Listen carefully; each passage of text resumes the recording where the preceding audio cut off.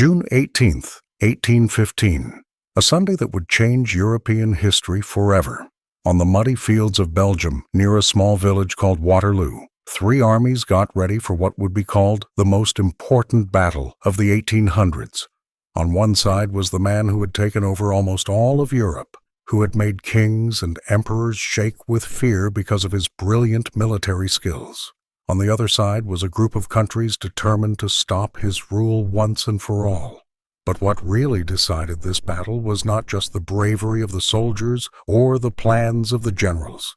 It was a secret weapon, a new way of fighting that Napoleon Bonaparte completely underestimated, and which would end up destroying not only his army, but his entire empire. This is the story of the Battle of Waterloo, but it's not the story you know.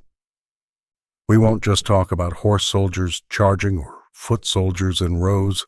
We'll show you the secret that changed the battlefield, the invisible weapon hiding in plain sight, which even the greatest military genius of his time failed to understand until it was too late. Get ready to discover how the greatest military victory against Napoleon was won not just with gunpowder and steel, but with something far more powerful and new. Before we begin this amazing journey through one of the bloodiest days in European history, join our community, subscribe, and leave a comment with the time you watch this video. Let's find out where our viewers are following us on this historic journey from. To understand what really happened at Waterloo, we need to go back in time, not just a few months or years, but many years. We need to understand who Napoleon Bonaparte was and how he got to that battlefield in June 1815. Born in Corsica in 1769, Napoleon was a young officer who fired cannons when the French Revolution started in 1789. He grew up during the chaos, violence, and big changes that transformed France from a country ruled by a king to a country ruled by the people. It was a time when anything seemed possible, when talented men could rise quickly, no matter where they were born. Napoleon was not born into a noble family in the traditional French way. His family was minor nobility from Corsica, which meant he was in a unique position, not fully part of the rich families, but not completely outside them either. He went to French military schools where he showed amazing talent for math, and especially for the science of using cannons. While other young officers saw cannons just as tools for destruction, Napoleon understood cannons as an exact science, a form of military art that combined physics, math, and understanding how people think. His rise was incredibly fast. In 1793, when he was just 24 years old, he played an important role in the siege of Toulon, where his cannon tactics helped drive British and Royalist forces from the port city. He was promoted to brigadier general. In 1796, at age 26, he was given command of the Army of Italy, where he led a brilliant campaign against the Austrians, defeating much larger forces through quick movement, better supplies, and smart use of his forces. What made Napoleon different from other generals of his time was his approach to war.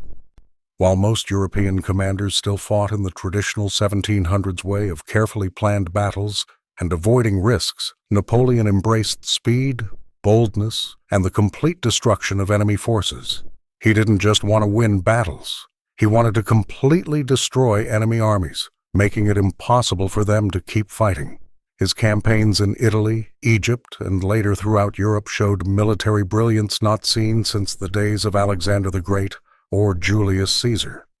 In 1804, Napoleon crowned himself Emperor of France. He was not crowned by a pope or another king. He placed the crown on his own head, a symbolic gesture that told the world his power came from himself, from his own victories, not from God or family bloodlines. In the years that followed, he remade the map of Europe. He defeated the Austrians at Austerlitz, the Prussians at Jena, the Russians at Friedland. He placed his brothers on thrones throughout Europe, dissolved the Holy Roman Empire, and made Paris the center of the civilized world. But every empire has its cracks. The campaign in Spain, which began in 1808, turned into a bloody nightmare. The Spanish refused to accept French rule and fought a brutal guerrilla war that drained French resources for years. Supply lines were stretched too far. French soldiers, used to living off the conquered land, met hostile populations who would rather burn their own crops than feed the invaders. It was in Spain that the French army, previously thought to be unbeatable, began to look beatable. Then came the Russian disaster of 1812. Napoleon invaded Russia with a Grande Armée, over 600,000 men strong, the largest military force put together up to that point in European history.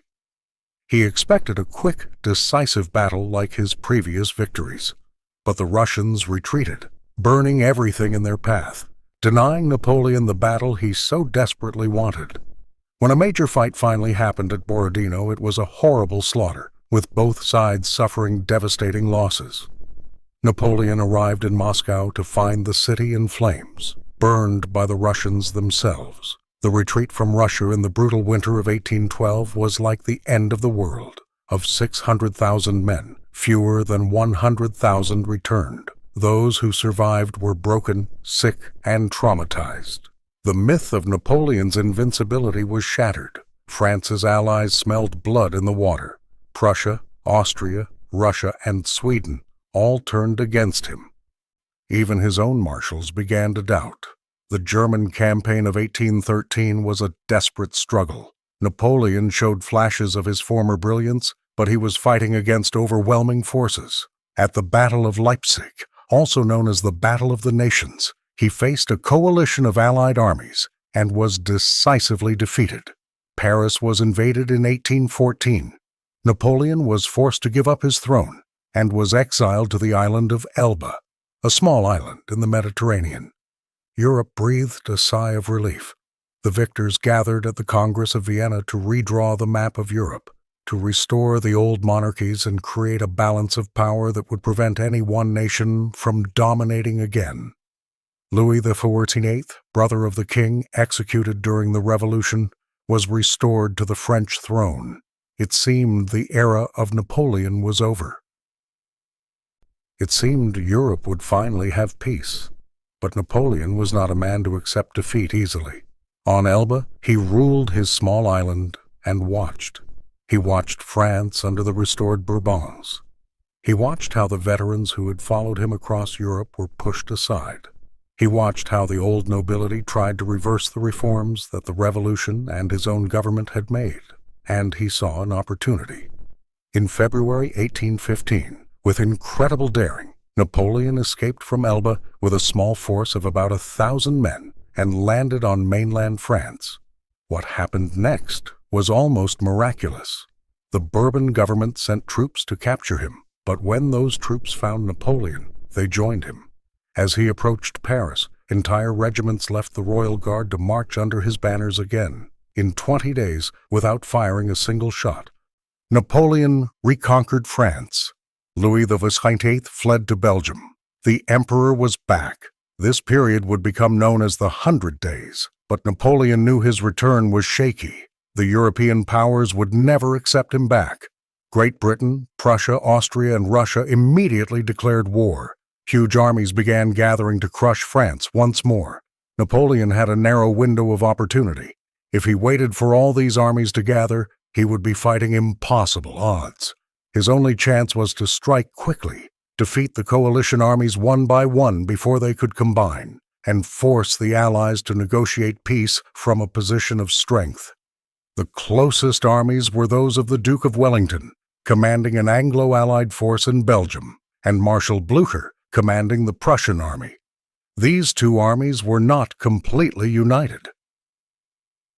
There was distance between them. If Napoleon could reach them quickly, he could place his army between them, defeating one and then the other. It was risky, but it was his style: boldness, speed, destroying the enemy in detail. It was how he had conquered Europe, and it was how he would try to save it once again.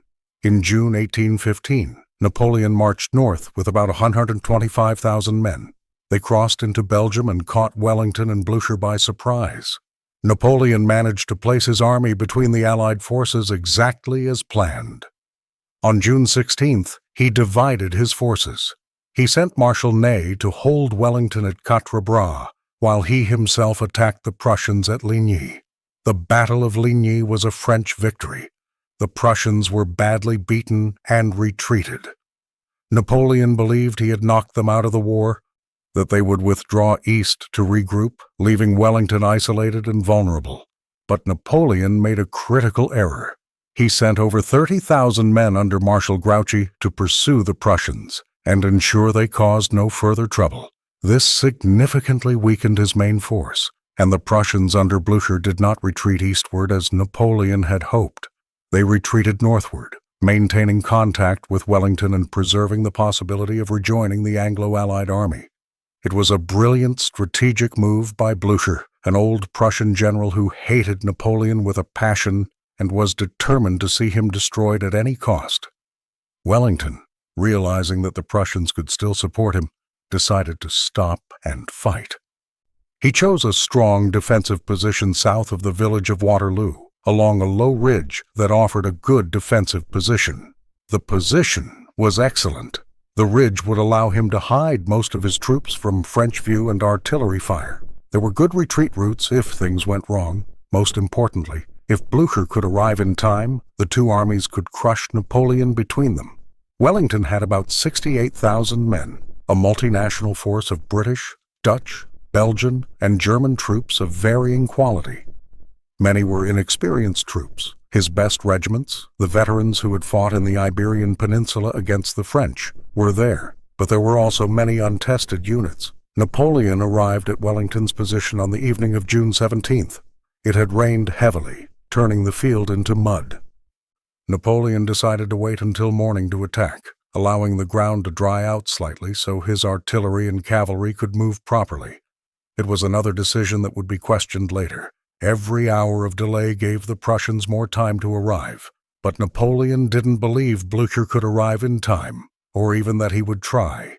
He completely underestimated the old Prussians' determination. On the morning of June 18th, the two armies prepared for battle.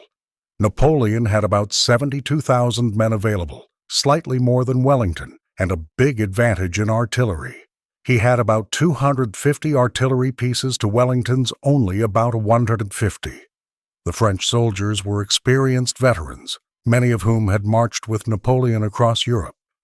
They believed in their emperor almost like a religion.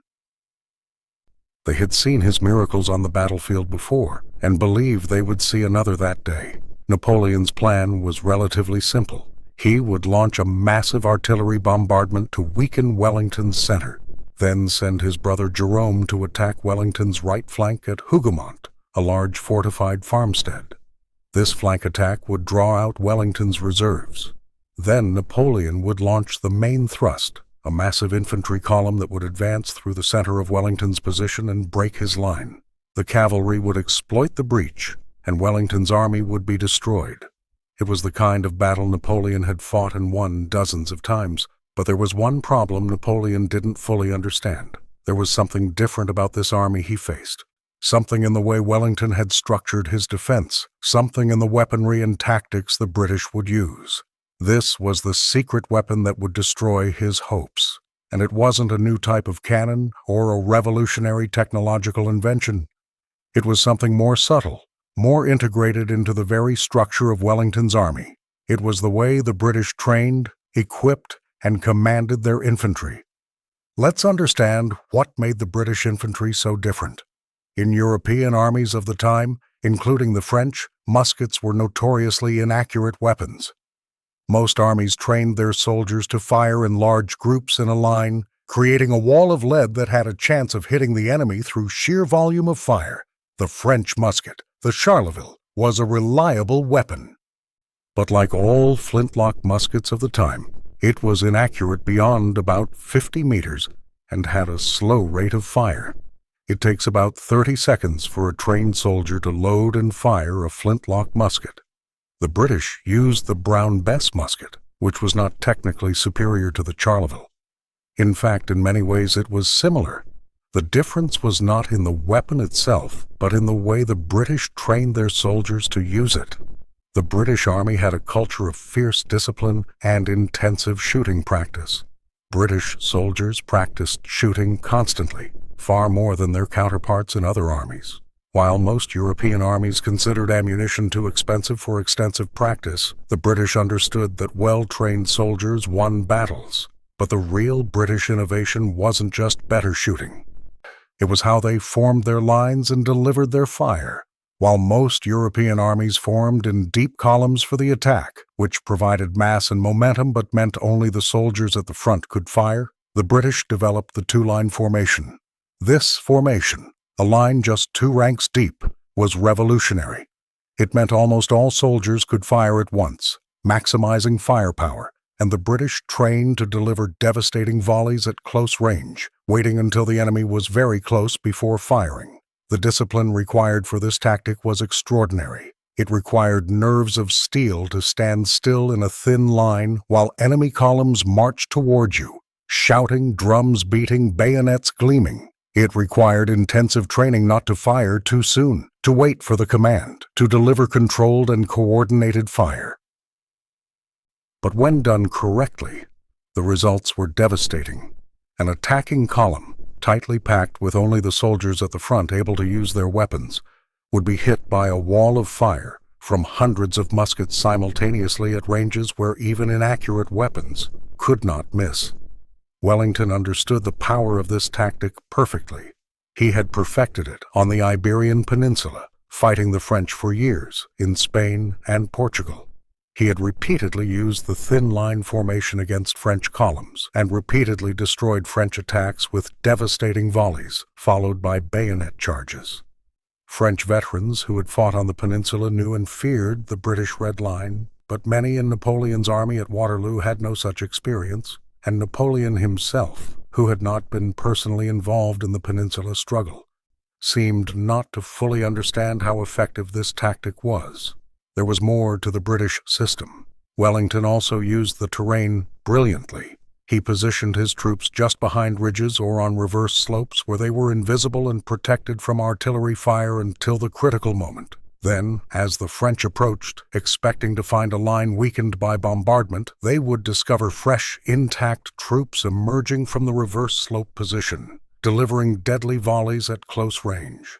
It was a trick he had used repeatedly in Spain, but it still caught French commanders by surprise. Then there were the rifles. While most British infantry used standard smoothbore muskets, the British also had regiments equipped with Baker rifles. These rifles had rifled barrels that spun the ball, giving them much greater accuracy. A trained marksman with a Baker rifle could hit targets at 200 or even 300 meters, far beyond the effective range of a musket.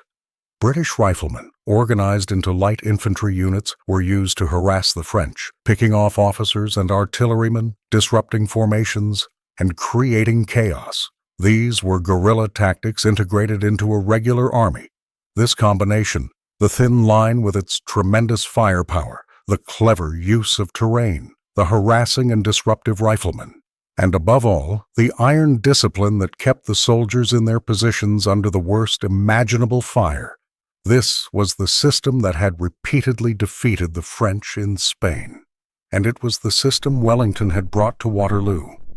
This was the secret weapon, not a single technology, but an integrated system of tactics, training, and leadership that transformed ordinary soldiers into a terrifyingly efficient fighting machine. Napoleon used defeating Austrian, Prussian, and Russian armies with his massive attack columns supported by heavy artillery, failed to adjust his tactics appropriately to what he faced.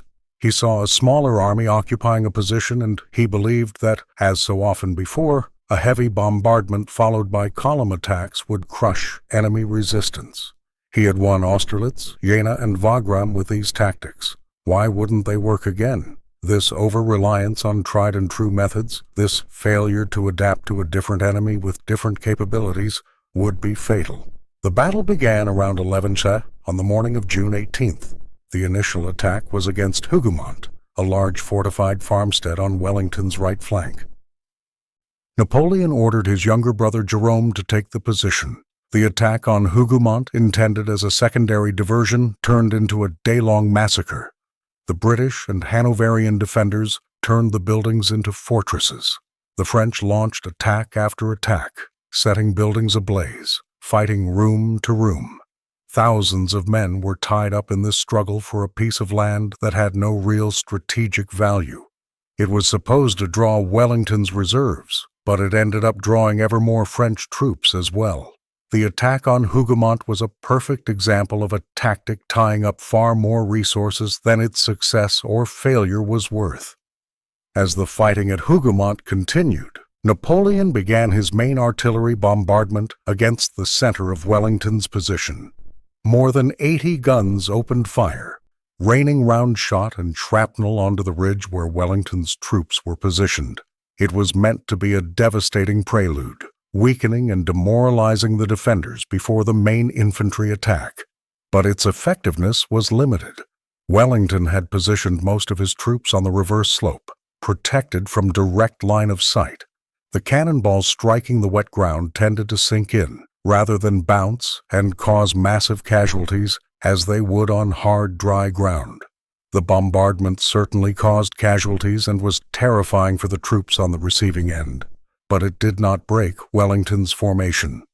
Around 1 p.m., Napoleon ordered the first major infantry attack. Count d'Erlon would lead 4 divisions, some 16,000 men, in a massive assault against Wellington's center left. The French troops advanced in enormous columns, each division forming a massive column of battalions. It was an impressive sight, thousands of men marching in perfect formation to the beat of drums, flags waving, shouting their cheers for the emperor. The earth shook beneath their feet. It seemed unstoppable, a force of nature that would sweep away any opposition. But when the French columns reached the top of the ridge, they discovered that Wellington's troops had not been destroyed by the bombardment. As they climbed the slope, exhausted from the climb in full gear, crossing soft, wet ground, they were met by something unexpected. The British lines, which had been lying down or sheltering behind the ridge, suddenly rose, and then came the fire, volley after volley of musketry, delivered with mechanical precision. The fronts of the French columns were cut down. Men fell in large numbers. The columns faltered. The physics of the situation favored the British terribly. A column, perhaps 60 men wide but many ranks deep, presented a compact target where almost every shot would hit someone. But only the men in the first few ranks could return fire. The British line, perhaps 2 ranks deep but stretching hundreds of meters, could bring hundreds of muskets to bear simultaneously. It was a matter of deadly mathematics. For every Frenchman who could fire, there were multiple British firing back. And the British, trained to deliver controlled and disciplined fire, were devastatingly effective at close range. The French columns tried to deploy in line to return fire properly, but this takes time and space, and under heavy fire, it was nearly impossible. Officers fell. The ranks fell apart. The momentum of the attack was lost. And then Wellington ordered his heavy cavalry, the Union Brigade under the Earl of Uxbridge, to attack. Scots Greys, King's Dragoon Guards, and Inniskillings, nearly 2,000 heavy horsemen on massive horses, charged across the crest and fell upon the disorganized French. The impact was catastrophic. The French infantry columns, already shattered by musket fire, crumbled under the cavalry charge. Thousands of French soldiers were killed, captured, or fled in panic. The British cavalry, drunk on success, continued advancing. They swept through the French artillery batteries, cutting down the gunners and making the cannons useless. They captured 2 French Imperial Eagles, the sacred standards of the regiments that Napoleon had personally given. It was a spectacular triumph. But then the British cavalry made a fatal mistake. They pushed too far. Exhausted, disorganized, deep within the French lines, they were counterattacked by fresh French cavalry, the Lancers and Cuirassiers. The British cavalry, their horses exhausted, their formations broken, were massacred. The Union Brigade was virtually destroyed as a fighting force. Of 2,000 cavalry, only a few hundred returned. It was a tragic display of courage, exceeding judgment. Napoleon had been dealt a heavy blow. His main infantry attack had failed with heavy losses, but he was not one to give up easily. And then he received disturbing news. The Prussians were approaching. Scouts reported Prussian columns approaching from the east. Blücher, wounded at Ligny just 2 days earlier, was riding with his army to join Wellington. Napoleon was now in a race against time. He needed to destroy Wellington before the Prussians arrived in force. But something strange was about to happen. Marshal Ney, commanding under Napoleon and known for his insane bravery that earned him the nickname the bravest of the brave, observed what he interpreted as Wellington withdrawing troops from his position. In reality, Wellington was merely repositioning units and moving wounded, but from a distance, with gunpowder smoke obscuring the view, it appeared to Ney that the British were retreating. Seeing an opportunity, Ney made a decision of his own that would become one of the most controversial in military history. He ordered a massive cavalry charge against the center of the British lines. Ney assembled all available French cavalry, some 5,000 horsemen, the finest cavalry in France, cuirassiers in their gleaming armor, dragoons, lancers, hussars. It was the largest cavalry force assembled in a single area since the Crusades. They formed in successive waves, and around 3:30 in the afternoon, they began their attack. It was a glorious and terrifying sight. Thousands of horsemen thundering down the hillside, the ground shaking, sabers and lances raised, shouting for their country and their emperor. But Wellington was ready. His infantry brigades quickly formed squares, the standard defensive formation against cavalry. An infantry square, 4 sides of soldiers with bayonets pointing outward like a giant hedgehog, was extremely difficult for cavalry to break. Horses wouldn't charge into a wall of bayonets, and from within the squares, soldiers could fire in all directions at the circling, frustrated cavalry. The French cavalry attacked repeatedly. Wave after wave swept through the British positions. For more than 2 hours they attacked, but the squares held firm. British discipline once again proved the decisive weapon. Under constant musket and artillery fire, suffering horrific losses, the British soldiers maintained their formations. When gaps appeared where men fell, they were quickly filled. Officers walked calmly between the ranks, encouraging, threatening, maintaining order. Sergeants kept the men in line, and the fire continued, cutting down French cavalrymen and horses. British artillery played a crucial role. As the French cavalry approached, the gunners fired canister shot, essentially turning their cannons into giant shotguns, unleashing hundreds of musket balls in a single blast. When the cavalry got too close, the gunners ran to the safety of the nearest infantry squares, temporarily abandoning their cannons. As soon as the cavalry passed, frustrated at their inability to break through, the gunners ran back to their pieces and resumed the slaughter. The French cavalry was being destroyed. Cavalry and horses fell by the thousands. The hillside was covered with dead and wounded, men and animals dying together. But Ney kept sending more cavalry. It was foolishness, a huge waste of some of France's finest troops. Napoleon, watching from a distance, was furious when he realized what Ney was doing. Cavalry alone could never break infantry drawn up in squares. They needed infantry support to break the formations, and then the cavalry could exploit the breach. But Ney, in the heat of battle, obsessed with victory, kept feeding cavalry to the slaughter. Meanwhile, on the French right flank, the Prussians were closing in. The first units of Blücher's 4th Corps, under Bülow's command, began attacking the village of Plancenoit in the French rear. Napoleon was forced to divert precious troops to counter this new threat. He sent the young guard, some of his best soldiers, to Plancenoit. A fierce battle erupted in the village, fighting house by house, street by street. The French initially drove the Prussians back, but more Prussians continued to arrive. Blücher was throwing every available man into the battle, determined to keep his promise to Wellington no matter the cost. Napoleon's situation was getting worse rapidly. He had lost his initial infantry attack. The cavalry was being slaughtered in useless attacks. The Prussians were pressing his flank and rear. Time was running out. He needed a decisive blow, something that would break Wellington once and for all, before more Prussians arrived and the situation became hopeless. He had one last card to play: the Imperial Guard. The Imperial Guard was the absolute elite of the French army. They were the veterans of veterans, men who had fought in dozens of battles, who had marched from Madrid to Moscow and back. They wore distinctive uniforms, received extra pay, and were commanded by the best officers.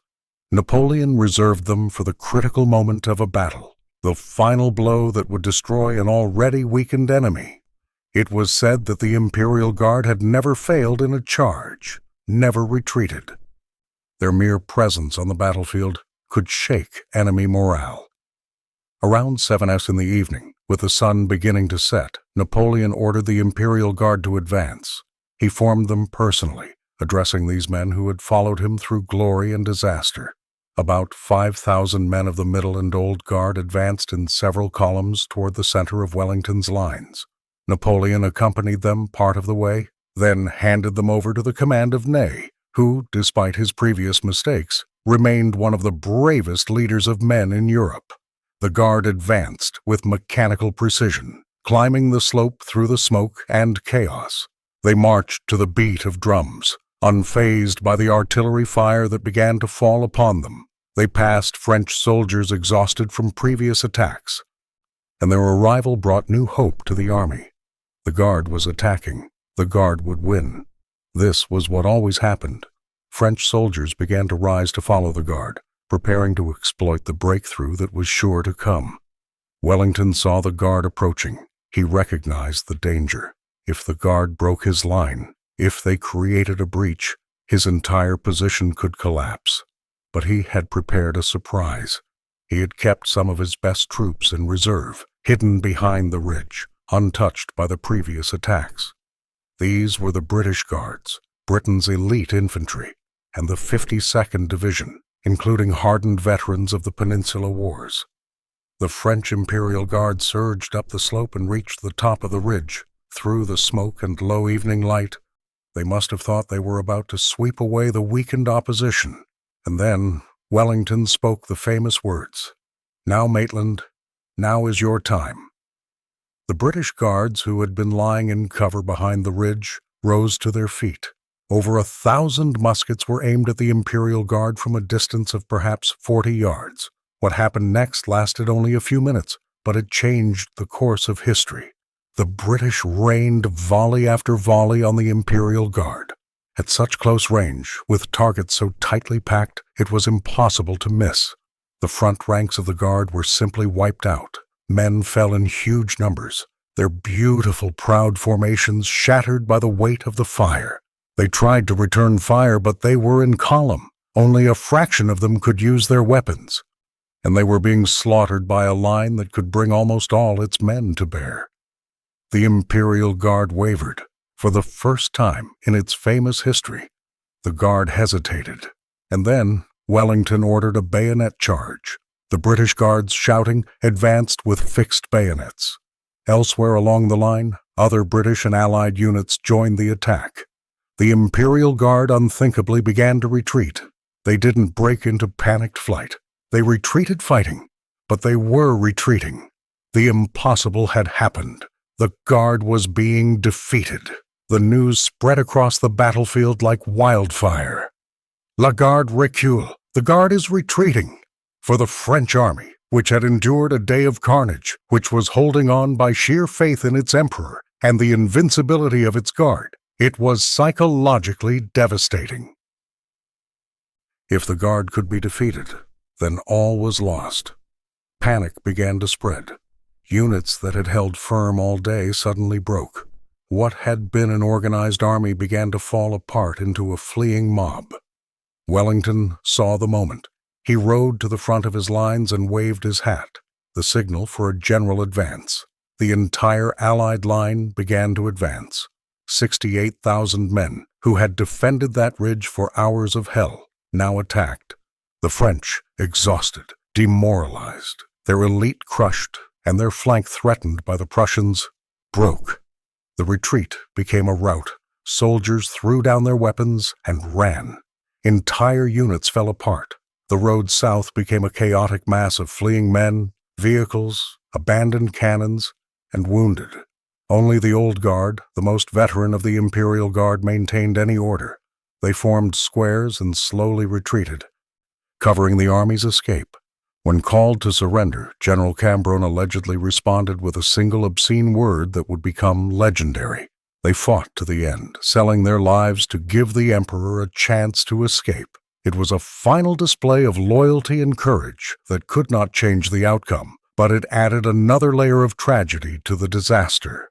The Prussians, now arriving in full force, joined the pursuit. Where the battle-weary British pursued only a short distance before stopping to regroup, the Prussians continued relentlessly through the night. They had promised Wellington they would pursue the French to destruction, and they kept that promise. For miles they hunted the fleeing French, giving little mercy, capturing thousands. Napoleon left the battlefield sometime during the rout. His dream had ended not in a glorious explosion, but in a miserable flight through the night. The man who had been called the greatest military genius of his age had been utterly defeated. The army he had led that morning, 72,000 strong, had been destroyed. Some 25,000 were dead or wounded, 15,000 captured, the rest scattered. It was a catastrophe of biblical proportions. Allied losses were also terrible. Wellington had lost about 15,000 men, killed or wounded. The Prussians had lost about 7,000. The battlefield was a nightmare of bodies, wounded screaming for help, and dying horses. The small village of Waterloo, which gave its name to the battle, was transformed into a giant hospital, with wounded filling every building. The water in the stream that ran through the battlefield was red with blood. Wellington, when he saw the extent of the casualties among his officers and men, many of whom he knew personally, wept. He famously said, "Nothing except a battle lost can be half so melancholy as a battle won." He had won the most important victory of his career, but the cost in the lives of good men was crushing. Wellington would never fight another battle in his long life. But what was the secret weapon that truly destroyed Napoleon? It wasn't a single thing, but an integrated system of tactical and technical superiority. It was the British two-line formation with its devastating firepower against attacking columns. It was superior training and discipline that allowed British soldiers to deliver controlled fire under the most terrifying conditions. It was the clever use of terrain to shield troops from artillery fire. It was the rifles that disrupted and disorganized French formations. It was the calm, professional leadership of officers who held men to their positions when every instinct screamed to run. More fundamentally, it was a philosophical difference in how armies were organized and trained. The French army, for all its tactical brilliance and the bravery of its soldiers, relied largely on mass column-based attacks that relied on momentum and shock. It worked wonderfully against armies that fought in the same manner, or against opponents whose fire was sufficiently weak or poorly coordinated that the attack could close before being stopped. But against a force that had specifically developed tactics to defeat this method, and that could deliver massive and accurate fire at close range, and that had the discipline to hold its ground under pressure, the French method failed. The secret weapon was essentially the British military revolution in infantry training, a revolution that had been developing for decades, honed in the fighting in India and the Iberian Peninsula. The British had understood that in the age of the flintlock musket, the side that could deliver more accurate shots in a shorter period of time would win infantry battles, and they had built a system of training, tactics, and doctrine around this principle. Napoleon, for all his genius, had failed to adapt adequately. He had won so many battles using his tried-and-true methods that he failed to recognize when facing an opponent who had found the countermeasure. His tactics had destroyed the Austrians at Austerlitz, the Prussians at Jena, the Russians at Friedland. But Wellington was not Austrian, Prussian, or Russian. He had studied Napoleonic methods, fought them for years, and developed the tools to defeat them. There was also the factor of alliance. Napoleon was fighting alone, while Wellington had the promise of Prussian support. Blucher's determination to keep his word and march to the sound of the cannons, even with his army tired and himself wounded, was crucial. Without the Prussians, Wellington might not have chosen to fight at Waterloo, and even if he had, the outcome might have been different. The Prussian threat forced Napoleon to divide his forces, sending Grouchy on a wild goose chase and then diverting precious troops to contain the Prussians at Plancenoit. This diluted his attacks against Wellington and ensured that he could not concentrate his entire force against a single enemy. There's also a case to be made for the human factor. Napoleon wasn't at his best at Waterloo. He was ill, possibly suffering from hemorrhoids or some other illness that made riding difficult. He was tired. The strain of years of war, the trauma of the Russian campaign, the weight of carrying the fate of his nation on his shoulders. He made errors of judgment that the younger, more vigorous Napoleon of Austerlitz probably wouldn't have made. He gave crucial commands to subordinates like Ney, who failed to carry out his intentions properly. The Napoleon of 1805 would have personally overseen every crucial phase of the battle. The Napoleon of 1815 was more distant, less engaged in the critical details, but we shouldn't take credit away from Wellington. He fought a brilliant defensive battle. Every decision he made, from choosing the terrain to positioning his troops, from timing his countercharges to maintaining his reserves, was near perfect. He knew his troops' strengths and weaknesses. He positioned his weaker units where they would be least likely to face the worst pressure, and his stronger units where they were most needed. He remained calm under immense pressure, riding along his lines during the battle's most critical moments, being seen by his troops and giving them confidence by his mere presence. The consequences of Waterloo were profound and lasting. Napoleon abdicated again 4 days later on June 22nd. This time there was no turning back. He surrendered to the British, expecting to be treated as a high-ranking prisoner of war, perhaps exiled to England or America.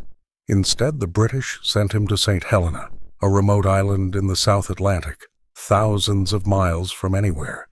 There, he would spend the last 6 years of his life, dictating his memoirs, quarreling with his British guardians, slowly wasting away. He died in 1821, aged just 51, still imprisoned on his island prison. Waterloo ended the Napoleonic Wars, a quarter-century of nearly continuous conflict that had transformed Europe.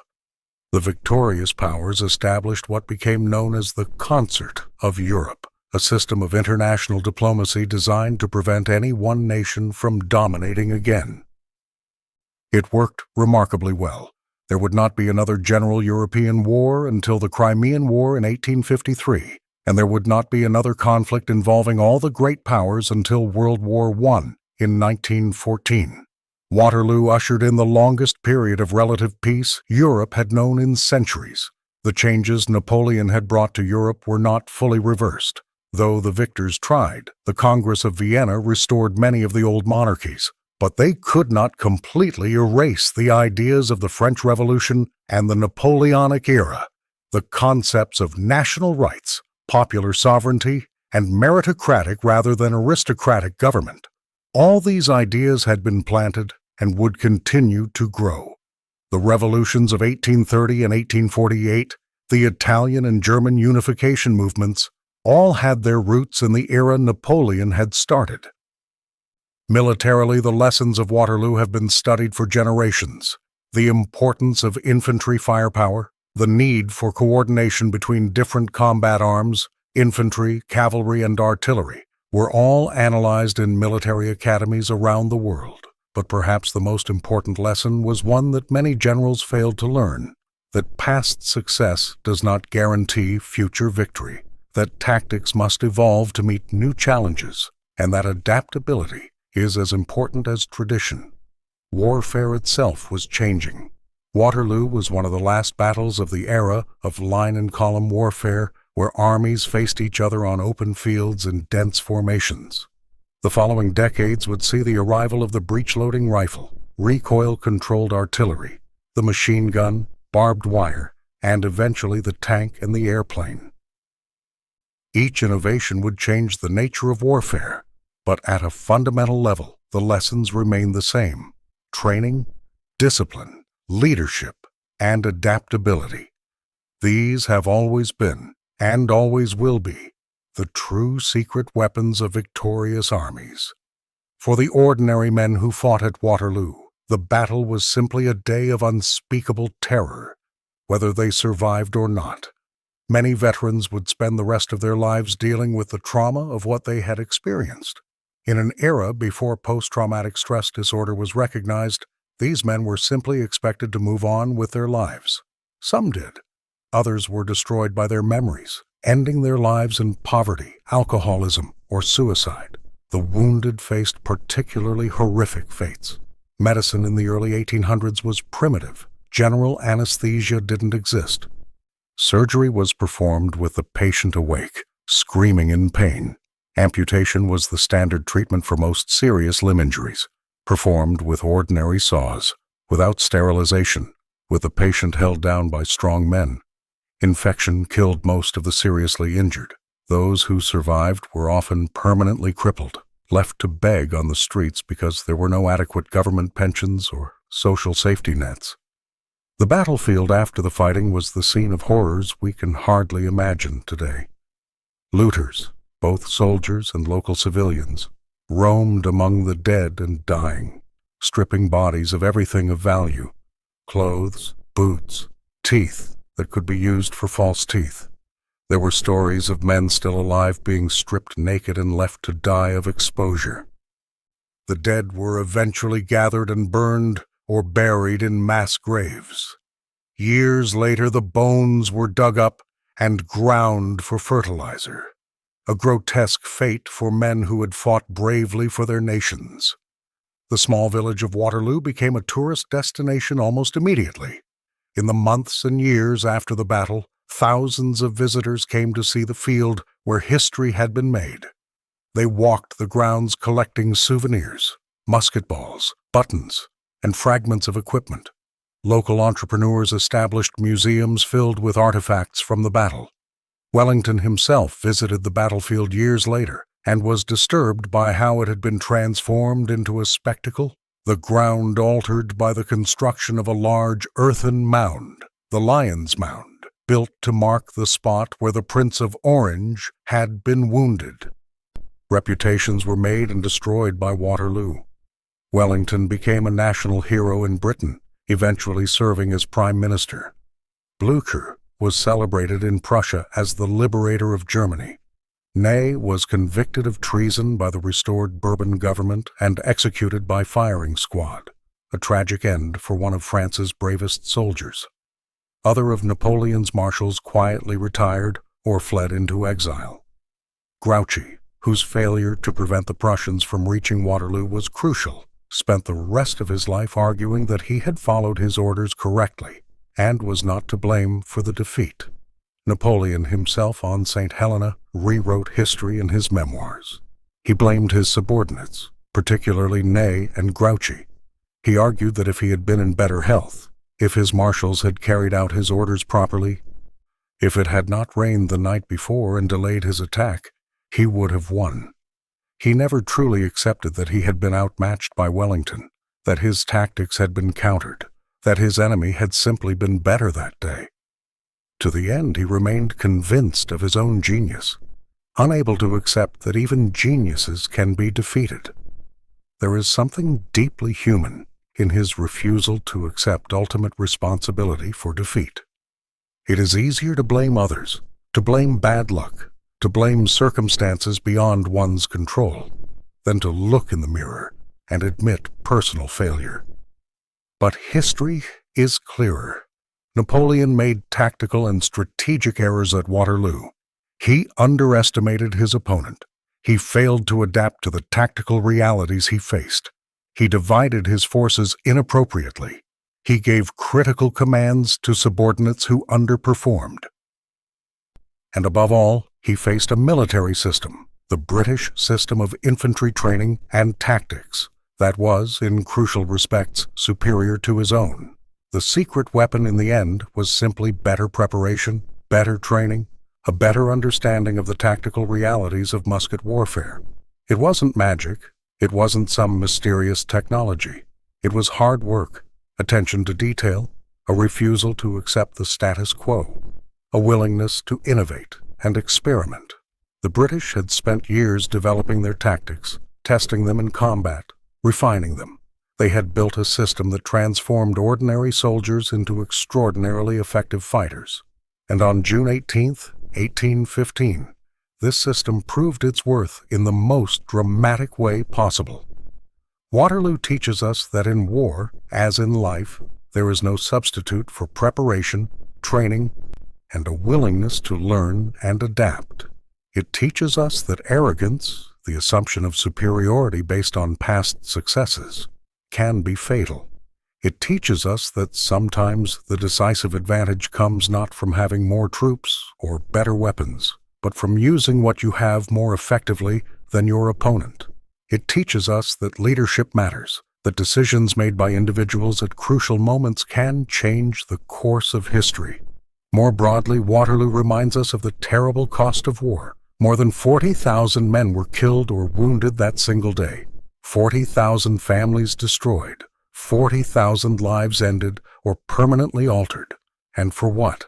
So that one man could keep his throne, so that ancient monarchies could be restored, so that the map of Europe could be drawn one way rather than another.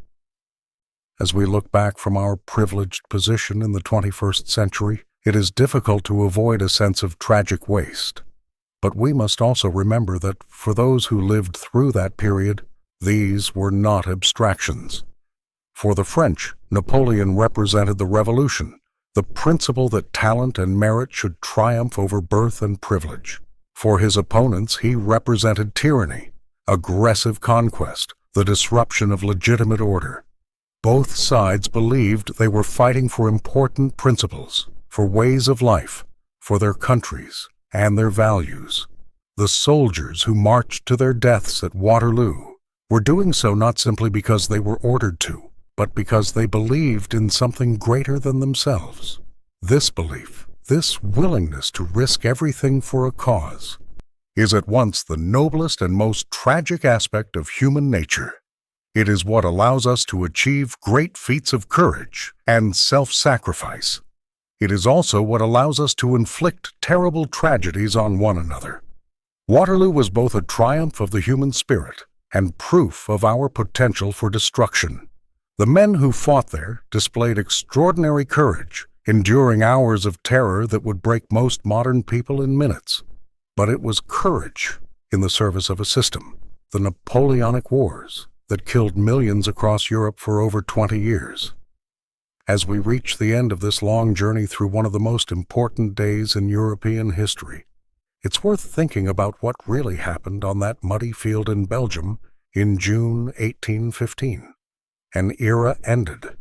Napoleon's dream of a unified European empire under French leadership died. The idea that military genius and boldness could conquer all was challenged. The superiority of new forms of military organization and tactics over older methods was demonstrated, and tens of thousands of men paid with their lives to teach these lessons to the world. The secret weapon that destroyed Napoleon's empire wasn't hidden. It was in plain sight. It was the training of a British soldier who spent hours on the firing range practicing with his musket. It was the discipline of a sergeant who kept men in line when instinct screamed to run. It was the tactical skill of a general who understood how to use terrain to protect his troops. It was the determination of an ally who marched through exhaustion to keep a promise. It was the combination of all these things, an integrated system of military excellence that proved superior to the methods that had conquered Europe. Napoleon Bonaparte died on St. Helena in 1821. His last words were supposedly, "France, Army, Head of the Army, Josephine." In his mind, he was back in his glory days, commanding his troops to victory, loved by his first wife. The reality was a middle-aged man, sick, dying on a remote island, his empire lost, his family scattered, his dream in ruins. It's impossible not to feel some sadness at such a sad end for someone who had risen so high. But we must also remember the cost of his ambitions. It is estimated that between 3 and 6 million people died in the Napoleonic Wars, soldiers and civilians alike, from battles, disease, famine, and the general disruption of society that war brings. Spain was devastated. Germany was torn apart by years of conflict. Russia suffered terribly during the invasion of 1812, and France itself, which Napoleon claimed to be serving, was invaded twice, occupied, forced to pay massive payments, and reduced from a great power to a second-rate state for decades. Was it all for nothing? Not entirely. The legal reforms Napoleon introduced, embodied in the Napoleonic Code, have survived and influenced legal systems around the world to this day. The ideas of merit over privilege, of rational rather than arbitrary government, of national rights, all of these flourished in the 1800s, in part because of the Napoleonic period. Europe itself was shaken from medieval structures and forced to modernize. So perhaps Napoleon's legacy is not only war and destruction, but also some progress toward more modern forms of society and government. Waterloo remains one of the most studied and most mythical events in military history. Entire libraries have been written about that single day. Every decision, every troop movement, every cavalry charge, every musket volley has been analyzed and reanalyzed. Historians still debate what might have happened if Napoleon had attacked sooner, if Ney had not wasted the cavalry, if Grouchy had arrived in time, if the Prussians had been delayed for a few more hours. These are fascinating questions, but in the end, they are only guessing. What we know for sure is what really happened, and what happened changed the world. For the soldiers who were there, who survived that bloody Sunday, Waterloo was simply the most terrifying day of their lives. Many never spoke of it, keeping the horrible memories to themselves. Others told and retold their stories, dealing with the trauma through repeated telling. Some turned to alcohol, trying to drown the memories. Others found strength in their survival, living their lives with a renewed appreciation for each day they were given. It's easy when studying military history to focus on big strategies, the movements of armies, the decisions of generals. But we must never forget that wars are fought by individual people, each with their own fears, hopes, and dreams. Each of the more than 40,000 casualties at Waterloo was a person, a son who would never return to his mother, a father who would never see his children grow up, a husband who left a widow, a young man whose life was cut short before it could truly begin. Each of them mattered. Each of them was unique. Each of them left a hole somewhere when they died. The ultimate lesson of Waterloo may not be about military tactics or strategy. Perhaps it's about the fragility of human life and the terrible cost of human ambition. Napoleon wanted glory. He wanted power. He wanted to leave his mark on history. He achieved all of this, but at what cost? Millions dead, a devastated continent, his own miserable end on a prison island. Was it truly a price worth paying? These are questions every generation must ask itself. As we look at today's world, with its own conflicts and tensions, it's worth remembering the lessons of Waterloo. War always has a cost. Victory is always bought with blood. And sometimes the pursuit of glory and power leads only to destruction and sorrow. Waterloo was a necessary battle, a battle that had to be fought to end Napoleonic rule. But it was also a tragedy, a waste of lives on an almost unimaginable scale. As we conclude this amazing journey through one of the bloodiest and most decisive days in European history, we remember not only the generals and their strategies, not only the secret weapon that changed the course of the battle, but the tens of thousands of ordinary men who faced unimaginable terror and did what was asked of them. Some showed courage beyond understanding. Others simply survived. All deserve to be remembered. The story of Waterloo is one of courage and fear, of genius and error, of victory and defeat. It is a story that reminds us of both the best and the worst of humanity. It is a story that more than 200 years later still has lessons to teach us about leadership, about preparedness, about the importance of adapting to new realities. And above all, it is a story that reminds us of the precious value of every human life. and the terrible cost when we choose to resolve our differences through violence. May we learn from Waterloo. May we honor those who fell on that distant field. And may we work to build a world where such sacrifices are no longer necessary. May the Lord God in His infinite mercy bless those souls who died on that terrible day, soldiers of all nations who fought bravely and paid the ultimate price. May He grant comfort to their descendants and to all of us the wisdom to value peace and learn from the painful lessons of history. May we always remember that every life is precious in the eyes of the Creator, and the true greatness lies not in conquest by the sword, but in building a more just and peaceful world for all future generations.